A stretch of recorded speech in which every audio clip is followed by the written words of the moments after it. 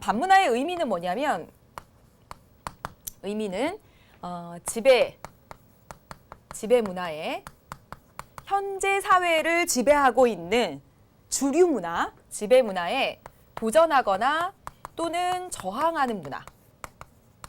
저항하는 문화를 반문화라고 합니다. 반문화 아니고요. 반문화라고 합니다. 그래서 예를 들어서 얘기하면 그런 거예요. 비행 청소년 문화.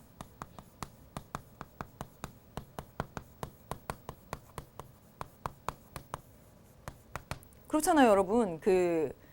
주류 문화, 지배 문화는 청소년이 이렇게 해야 돼. 아침에 일어나서 학교를 가고 그다음에 뭐 대중음악도 듣고 친구들과 이야기를 나누고 피자를 먹고 학원을 가고 집에 오고 이런 것들이 일상적인 삶이고 생활 양식이잖아요. 그런데 그것을 거부하는 것이기 때문에 이 비행 청소년 문화, 이 반문화에 속한다라고 볼 수가 있고요. 뭐 급진적인 종교.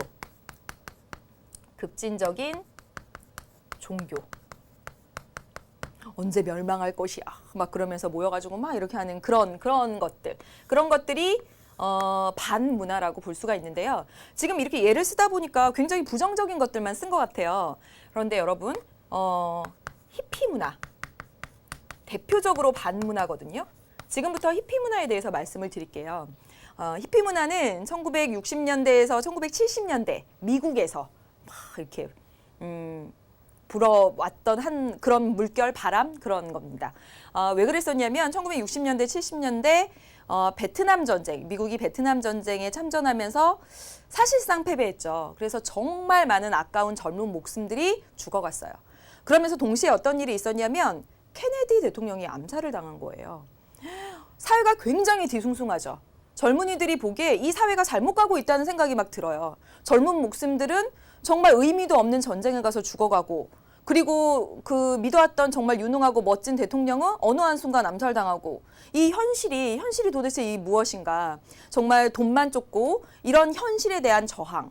그러면서 자연으로 돌아가자 막 이렇게 하면서 옷도 굉장히 내추럴하게 막 이렇게 막 겹쳐 있는 그런 옷 스타일 있잖아요. 요즘은 히피 스타일이라고 해서 아예 이제 패션 트렌드화 되기도 했는데 막 그런 옷들도 있고 맨발로 다닌다거나 비틀즈의 음악에 확 심취해 있으면서 막 자연으로 돌아가야지. 이성보다는 감정을 중시하겠어. 막 이런 문화가 바로 히피 문화입니다. 히피 문화는 당시의 지배 문화에 도전하고 저항한 문화로 반문화적 성격을 가지고 있죠. 그런데 지금 이 세 가지 반문화를 보면 반문화는 굉장히 많이 있는데 예를 많이 들 수 있는데 이 세 가지 반문화를 보면 얘는 좀 성격이 달라요.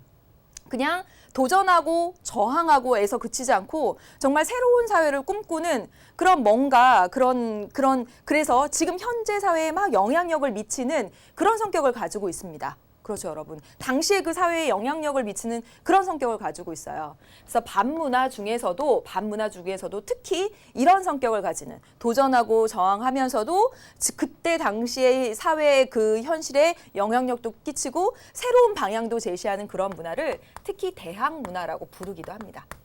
반문화 속에 속하는데 특히 이런 성격을 대항 문화라고 부른다.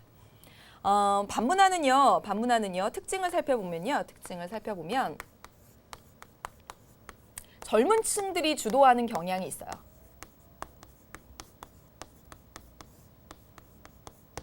주도하는 경향이 있고 또 사회 변혁을 가져오기도 합니다. 이런 것들이 대항 문화로서의 성격을 가진 것이라고 볼 수가 있겠죠. 사회 변혁을 가져오기도 하는 건데 예를 들어서 여러분 시민혁명 보세요. 이 시민혁명은 당시의 주류 문화, 지배 문화에 대한 도정이며 저항이었잖아요. 분명히 반문화입니다. 하지만 이 시민혁명을 통해서 어때요? 시민혁명이 성공하고 나서 그 다음 사회는 정말 신분 질서가 다 없어진 정말 시민이 주인이 되는 그런 민주적인 사회를 열었잖아요. 사회 자체, 사회의 변혁을 이렇게 가져오기도 합니다. 또한 이 반문화라고 규정된 것이 늘 반문화는 아니에요. 반문화는 아니에요. 반문화 규정의 상대성.